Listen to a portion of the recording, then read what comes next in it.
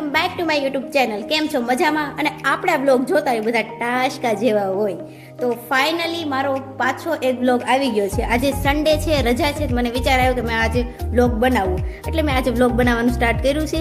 અને મેં થોડુંક આજે મેકઅપ આછો પાતળો કર્યો છે. નો ડાઉટ હારી લાગુ છું ગાઈઝ. તો ફાઇનલી હવે આજના દિવસે હું જે પણ કંઈ કરીશ એટલે એ આ બ્લોગમાં હું લઈશ અને જોતા રહેજો. જો ભૂલતા નહીં. અત્યારે તો રસોઈ બનાવી છે, બધા વાડીએથી આવશે. મેં બધું કામ પતાવી નાખ્યું છે. અત્યારે રસોઈ બનાવી નાખું, બધા વાડીએથી આવશે એટલે ખાસ આવું જો ફ્રીજમાં હું છે શેનું શાક કરવું અને એ જોઉં પછી આગળ બ્લોગમાં હું તમને મળું. અને નાખું પહેલાં એક આ બાવણું પણ બહુ ટાઈટ છે, ખુલ્લે નહીં અમારે એક આ બાવણું કાંઈ ફાઇનલી ખોલી નાખ્યું છે. તો હું જોઉં ફ્રીજની અંદર કયું કયું શાક છે, એટલે કયું કયું શાકભાજી પડ્યું છે, તો પછી ખબર પડે કે કયું મારે શાક બનાવવું એમ. તો પહેલાં જોઈ લઉં. એમાં કાંઈ નથી, રીંગણ છે અને ટમેટા છે. તો આપણે રીંગણ ટમેટા છે એટલે આખા રીંગણ ભરીને શાક કરી નાખું મસ્ત મજાનું, મજા આવી જાય ખાવાની. તો ચાલો અત્યારે પહેલાં શાક બનાવી નાખું.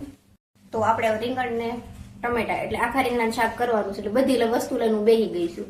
તો કાંઈ નહીં, હાલો એનું કટિંગ ને કરી નાખવી. હવે આખા રીંગણનું શાકનું કોને કોને આખા રીંગણાનું શાક ભાવે અને હું કઈ રીતે બનાવું તમને કહું. હું છે ને સિંગ હોય ખાંડી નાખું, સિંગની અંદર ખાંડીને પછી એક વાટકામાં લઈ લઉં, થોડોક ચણાનો લોટ નાખું, તેની અંદર મીઠું નાખું, હળદર નાખું, પછી ખાંડેલું મરચું હોય એ નાખું. એ આ બધું ગ્રેવી તૈયાર કરું એ રીતનું. પછી આ રીંગણાને કાપીને એની અંદર ભરું અને પછી તેલમાં એનો વઘાર કરું. અને વઘાર થઈ જાય તો વઘારની અંદર રાઈ નાખું, હિંગ નાખું, પછી આ રીંગણા જે ભરેલા હોય ને એ નાખું. એ નાખ્યા પછી મસાલા અંદર હું છે ને મીઠું, ખાંડ, હળદર બધી વસ્તુ નાખી દઉં છે. આપણે શાકમાં જે બધા મસાલા ને એવું જોવે ને બધી વસ્તુ એમાં નાખી દઉં. અને પછી તેલ આવી જાય, તેલની અંદર નાખું રાઈ નાખું અને એમાં તેલમાં હિંગ નાખું. હિંગ નાખ્યા પછી નખાઈ જાય પછી નાખું એની અંદર આ રીંગણ ભરેલા, થોડાક હહડવા દો. હહડી જાય ને પછી 1 ગ્લાસ જેવું પાણી નાખું. જેટલા રીંગણ હોય ને એ પ્રમાણે પાણી નાખવાનું. બહુ વધારે પાણી નહીં નાખવાનું. વધારે પાણી નાખીને તો ગ્રેવી ન રહે, ઓછું ગ્રેવી થાય. તો એ રીતનું થોડું ઘણું પાણી નાખું અને પાણી નાખીને 3 સીટી થવા દેવું. 3 સીટી થઈ જાય ને પછી શાક જોઈ લેવાનું. એની ઉપર મીઠી લીમડી નાખી દેવાની. મીઠી લીમડી નહીં, સોરી, ધાણા નાખી દેવાના. લીલા ધાણા આવે ને ઉડાઈ તો એ નાખી દેવાના એટલે શાક તૈયાર થઈ જાય. બહુ મસ્ત બને, મને જ ભાવે. મને અંદરનું જે ગ્રેવી હોય ને એ વધારે ભાવે. શીંગના દાણા આવે, થોડી ખાંડ આવે, મીઠું આવે, પછી ખાંડેલું મરચું આવે, એનો કંઈક અલગ જ ટેસ્ટ હોય, મજા આવે ખાવાની. તો કાંઈ નહીં, હવે હું છે ને બધું શાક ને રોટલી ને એવું બધું કરીને પછી તમને મળું નિરાતે જમી કાઢવીને. ઠીક છે, બાય બાય.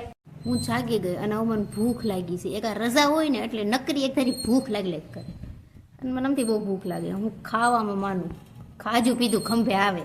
હું ખાવામાં માનવા વાળી માણસ. તો હવે શું બનાવવું એમ, ખાવા શું બનાવવું? ઘરમાં તો એમ બધું ઘણું છે, સિંગ ભજીયા ને વેફર ને એવું ઘણું છે, પણ એવું નથી ખાવું. મને આમ કે આમ તીખું, પછી આમ તળેલું, આમ લીંબુ ને એવું નાખેલું હોય ને એવું ખાવાનું મન છે. બટેકા ફ્રેન્ચ ફ્રાઈઝ બનાવી નાખું. હા, હાલો એ બનાવી નાખ્યું ફટાફટ. Second time welcome to my kitchen. तो पहले हम आलू को ढूंढते हैं. चलो इधर है 2 आलू हमने ले लिए हैं, दिखाती हूँ आपको, देखो गाइस. चलो अब इसके छिलके निकालते हैं.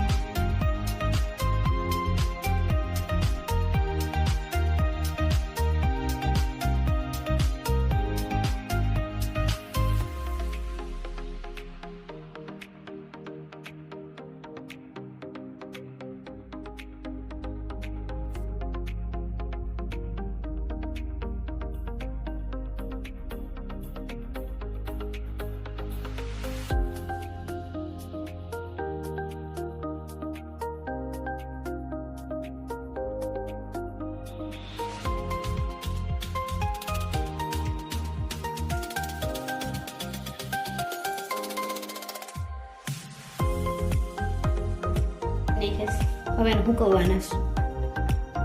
આલુ પીસીસ જોયા તે એ આલુ પીસ છે, બધા ચોરસ ચોરસ નાના નાના બટેકા.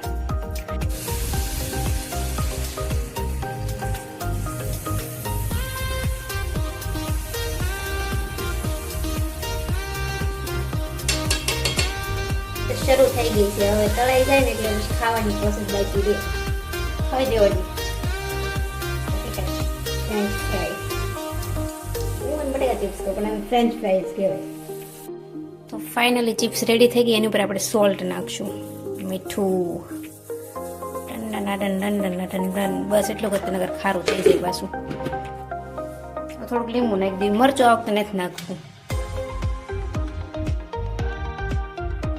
ઓકે, નથી હવે છે ને બટેકા ચિપ્સ ને ખાઈ લેવાની છે. મારી સ્વાદ એક નંબર હો, મજા આવી ગઈ. અરે ગરમ છે પણ આમ ટેસ્ટ સારો છે. સારું કર્યું ચીલી પાવડર ન નાખ્યો, તીખું બહુ થઈ જાય. હવે જાશ વાડીએ. આ મારી બજાજ ફટફટી, મારી બજાજ ગાડી લઈને હું નીકળું છું વાડીએ. તમને મારી વાડી બતાવું? હાલો તમે બનાવ્યો બ્લોગમાં વાડીને એવું બધું તમને બતાવું. તો લેટ્સ ગો ગાઈઝ.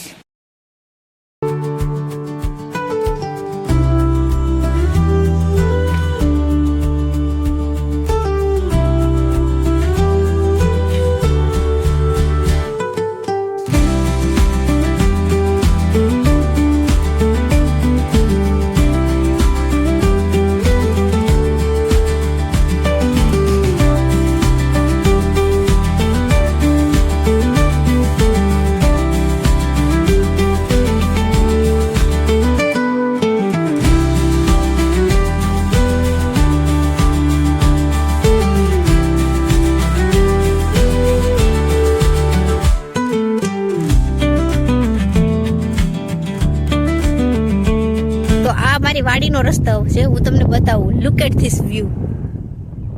પાણી અને ઓલા પાણીથી લઈ ઠેઠ ઓલા પાણી સુધી પાણી છે. અને આ સાઈડ સનસેટ થાય છે. ઓ માય ગોડ, એમ જે વ્યૂ તો જો એકદમ આમ, અને એકદમ ઠંડો પવન ચારે કોરથી આવે છે. Look at this view. Back camera કરીને બતાવું તમને ગાઈસ.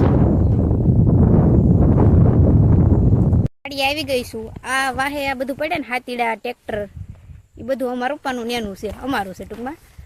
અને આ અમારી વાડી છે. અહીંયા તબેલો છે, હું તમને બતાવું. આ એટલો અમારો તબેલો છે. આવડો જે છે ને, અહીંયા બધી ભેંસોને એવું બાંધેલું હોય, અને અહીંયા ગાયું હોય, વાસડા હોય. અને આવડું આ મશીન છે, આની અંદર જે ડોડા ને એવું બધું હોય, પણ ઝાડ ને એવું બધું હોય, મોટી મોટી જાડી હોય ને, એના ટુકડા આમાં થઈ જાય. આને કટર કહેવાય, ઝાડ ને એને કાપવાનું. આ બકોટિયા છે નાના. આ ભેંસ.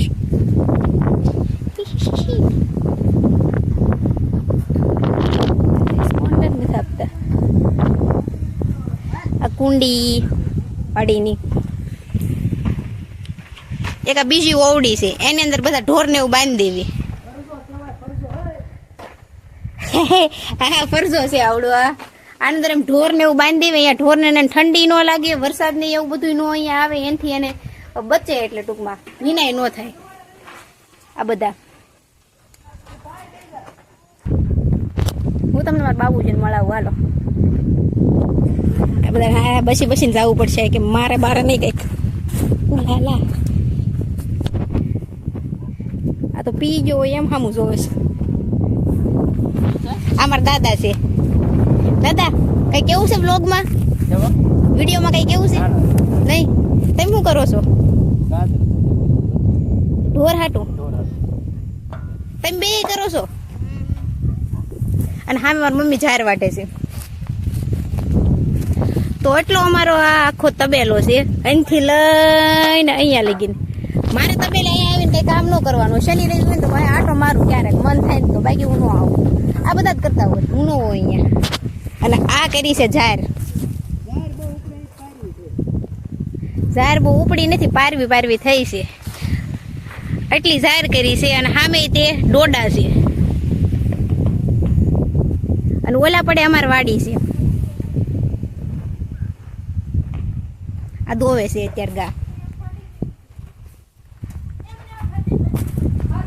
તો ગાઈઝ આજ માટે એટલું જ તે. હું તમને સ્પેશિયલી એક આખો વિડીયો બનાવીશ, અને એ સ્પેશિયલી વિડીયો હું આ ચેનલમાં અપલોડ કરીશ. આવે એ સન્ડે.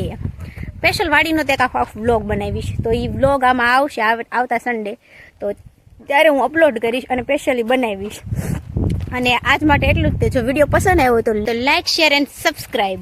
મળીએ તમને હવે અમે નેક્સ્ટ બ્લોગમાં. ત્યાં લગીન બાય.